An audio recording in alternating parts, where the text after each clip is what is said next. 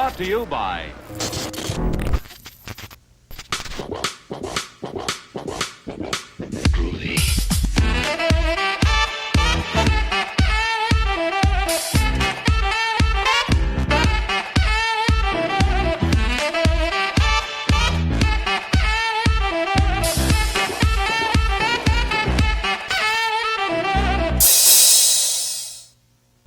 As some of you might assume, I'm not just a content creator here on YouTube. I myself also enjoy watching what others are putting out there. One of the things I find myself interested in to some small degree are urban explorers.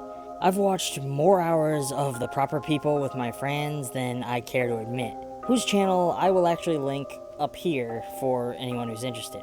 There is something fascinating about moving through a place that is long since left behind by time. Structures that decay and become overtaken by the natural world because no one has been around to maintain them have somewhat haunting qualities about them, which was one of the things that drew me toward the Deep House.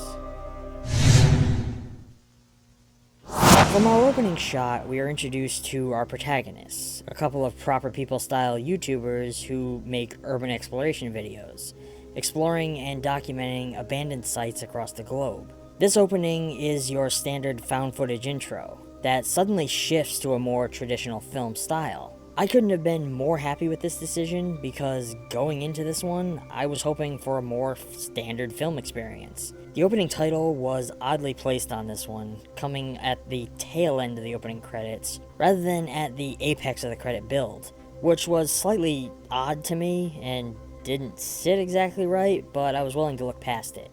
Getting this one out of the way early on, the only thing I didn't like was how these characters presented YouTubers. As one of them actually puts it in the film, we're dickheads with GoPros, which was odd because the characters themselves only use GoPros, which they also comment on openly.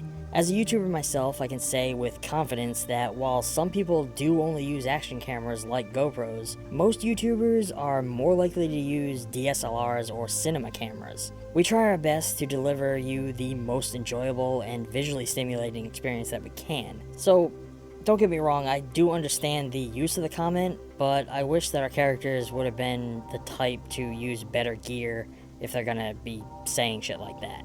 It's about 20 minutes in when we finally reach the point of the film, when our characters finally submerge beneath the lake and head toward the house. As I've mentioned before, the idea of what lies beneath the crushing depths of the ocean is both highly intriguing and utterly terrifying to me, making this film's concept all the more alluring. And before anybody comments below, yes, I know that this is actually a lake, not the ocean. Same idea. I'm always looking for something that will deliver that jolt of tension and fear. And this film sends us on a 90-minute journey beneath the waters of this lake, where anything could be lurking in the murky shadows. However, the only thing that broke it down for me quite early on was that we see the size of the lake before they dive. And there is no way that this lake is this fucking deep, which I suppose could add to the supernatural nature of the story. Maybe following these steps down toward the house was our characters actually descending into another plane of existence. None of this is ever explored, but it is an interesting notion that the film almost accidentally presents. The entire idea of this film sounds like a daunting task, taking on an entire production beneath the water. This choice gives the film a much slower pace than one would normally find in a haunted house movie like this, given that the characters have to swim from room to room throughout this elaborate house. This slow pace for me helped build the tension even more, drawing out every moment to an excruciating level, which was honestly a nice contrast to the ticking clock that our characters are on, given that they only have so much air. The deeper our characters go into this house, the more layered the film becomes, taking us deeper into the dark corners of the horror genre and exploring areas of terror that I personally would not have expected to find in something like this. I cannot lie, with every step and through every room, I became more and more fascinated with where this film was going. The best thing I can relate this film to would be Event Horizon, where the house, like the ship, is a pathway into hell itself.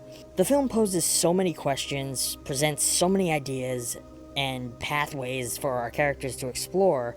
However, it unfortunately never goes far enough to explain everything.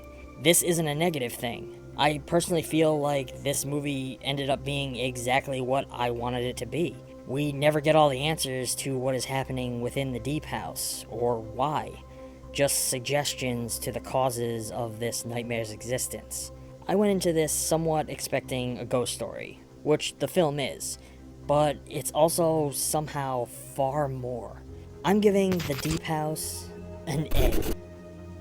This film utilizes found footage style elements and classical filmmaking to deliver us a haunted house film wrapped in an underwater thriller, wrapped within a bit of a cosmic horror. I personally think it is packed with a lot for a varied audience. I recommend diving into this one if you have the chance, though tread lightly. You may never make it back to the surface.